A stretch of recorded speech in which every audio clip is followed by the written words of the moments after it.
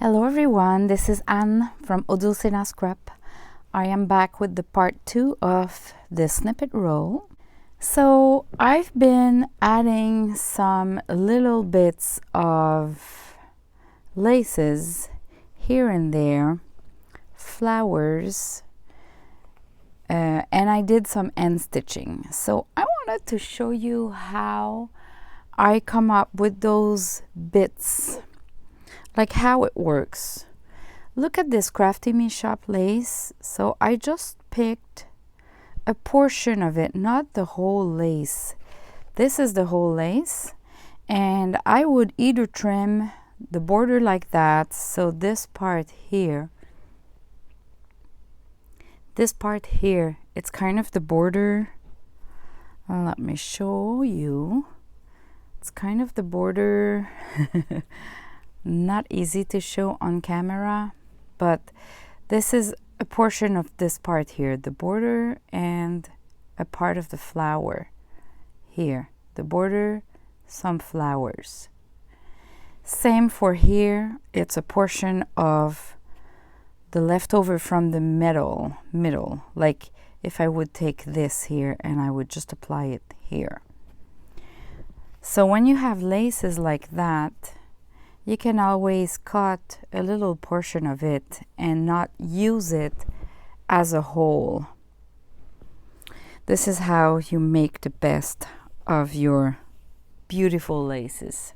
Same for here, the flowers on it, but this is part of this beautiful lace. And I just picked a portion here, like that. See?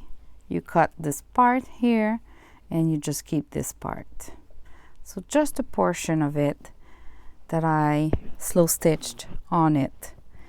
This part here, this flower, was a gorgeous flower from Crafty Me Shop. Well, all the additions are Crafty Me Shop, so I'll stop repeating myself. And these gorgeous flowers, even if they're folded like that, you can put them flat and you can attach them with slow stitching here and there. Of course, you could glue everything as well, but I just find that when it's end stitched, it's all soft. There's no bulkiness of with the glue. So a little flower there. See, I didn't put this flower, but I could have used just a little portion. The only suggestion when you use an applique that has beads on it, I suggest you put some glue at the back of the thread. So when you cut it, if you cut the thread, you're not losing the beads. If you have glue there, the thread will stay in place. Okay, so here we have this lace here that goes to that side. So I just picked 3 flowers. That's what you see here, 3 little flowers. And now if we move here, this is part of a lace of flowers, which is awesome because each flower has the potential. You can put a little rose there, silk rose there, a button, or leave it like a bead, leave it like that. For this flower here, I've been using this lace and I just picked the flower. You can see here that I just picked the flower. And I'm going to keep this leftover because this could be useful somewhere else, both sides. What else I've put there? Oh, I've added this little flower, this beaded flower, and this was part of a lace. So sometimes you look at a lace and maybe the lace by itself doesn't inspire you, but you can look at different section of the lace and just take just the flower, let's say. So I just picked the flower here. And of course I've added some glue at the back to make sure that my threads would be okay. And this last one is the flower here, and it was part of a lace like that. So I could have picked those 3 little flowers, this big daisy, a cluster of flowers. In this case, I just picked this flower. So this is for the end stitching of a little bit more laces, just to decorate. We just want to add more details here and there, but we don't need to add a full other layer of laces. I just feel it's wasting the lace if you just put 2, 3 on top of each other. So I prefer cutting little pieces and adding little pieces like that. So now the last part, which I'm gonna do on camera, so we can add buttons here and there. Not so sure which one will go where yet, but you'll see me doing it. I'm gonna add some beads like in the middle of this flower. I'm gonna add a bead. So beads, I'm adding beads, maybe 1 or 2 embroidery flowers, and I'm gonna add some charms there. So you don't want to add too much charms, but look at that little hanger, the vintage hanger. Not sure where I'm gonna place it, but I have it in 2 different. The way I did my solution and the time that it stayed in, you can see that I have different results. It's the same brad. So really you can play a little bit with the way you rust your charms. I'm gonna put the link in the description below on how I rust my charms. But here you go. We can add a couple of charms here and there, buttons, and a little bit more of flowers and beads. So again, there's not that much to explain here, so I'm gonna speed up the video and you're gonna see me stitching the little final touches, and then I'll come back to show you the end result.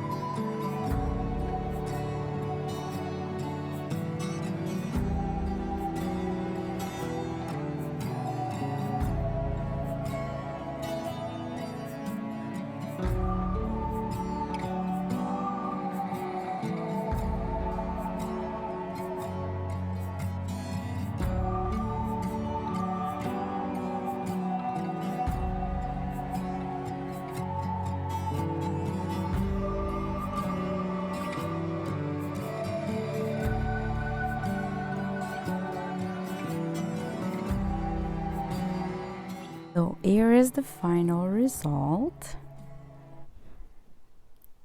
I'll try to do a good close-up. I've added some embroidery knots, ribbon roses, beads, buttons. Isn't it gorgeous? And it is so relaxing to do as well. Like if you want to relax and you don't put stress on you, you just slow stitch, do end stitch, do embroideries, and create something beautiful while you listen to music or a podcast.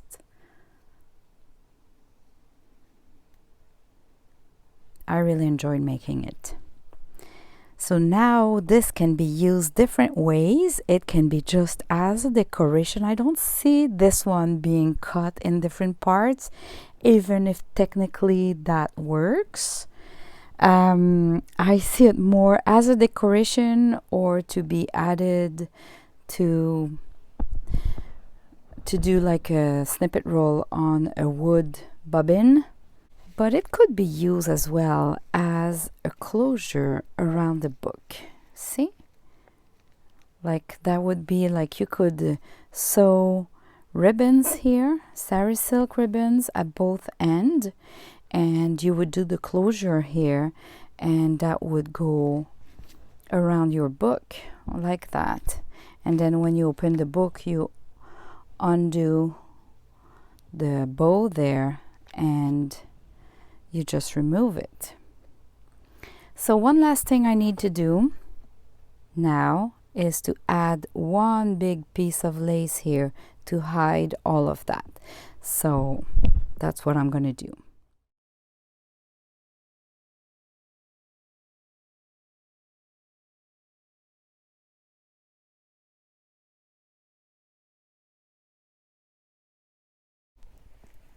Here's what it looks like.